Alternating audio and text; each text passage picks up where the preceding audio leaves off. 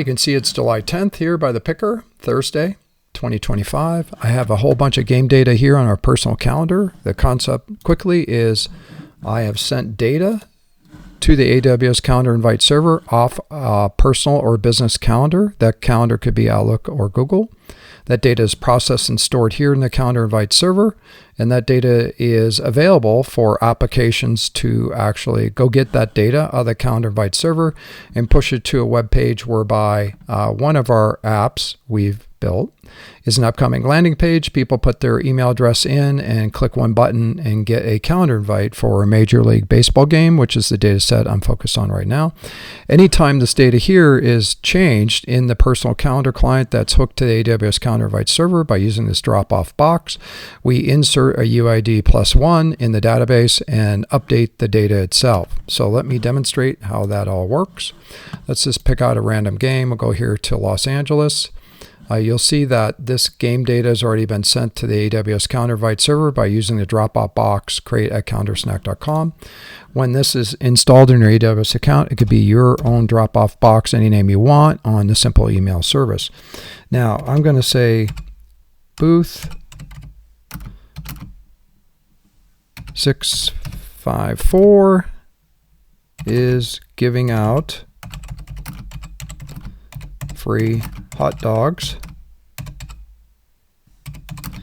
Please stop by. So when I put that data here in my personal calendar client hooked to the AWS Calendar Invite Server as a registered user or organizer, I just hit the save button here, and that data is pushed to the Calendar Invite Server. So what I'm going to show you here for that particular game, Los Angeles Angels versus Texas Rangers, I'm going to go down to the game and show you that this data now is in the Calendar Invite Server there.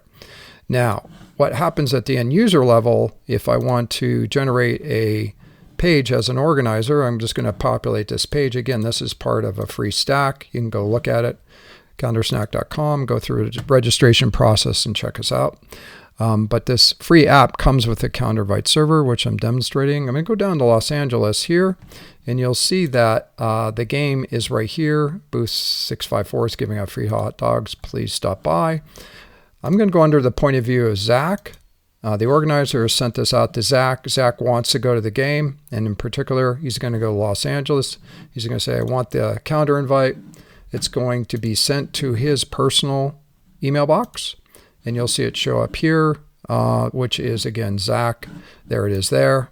And Zach's going to say, yes, for sure. I'm going to stop by and get a free hot dog. Now, what happens in this sequence of events when I'm pushing data around is you'll see the generated page there, and you'll see the page that Zach used. What I'm going to do is go back to the Calendar Invite engine itself on AWS. I'm going to go look at the 10th data, and you'll see that here for the Los Angeles game that there is an RSVP that we collected from the data from Zach himself, and we've sent one update out. Now, what Zach's going to do is he's going to receive an updated calendar invitation, and I'm going to show you the whole pipeline working together. So I'm going to go in here, please stop by, plus get a free beer. So I'm going to add to it. I'm going to save it, and the data is going to be pushed. You'll see it show up here. We said free hot dog. There's no free beer in there. I'm just going to hit the app again. It's going to update the data in a pipeline. There's the free beer. And now what's going to happen downstream with Zach, he's going to receive an AutoMagic updated event, and it's going to say, plus get a free beer. Now I'm going to change that status to maybe. And what's going to happen here in the data set as I update it, it's going to change it from yes to maybe. And you'll see that here it's still saying accepted, of course. It has not said tentative, which is the maybe status.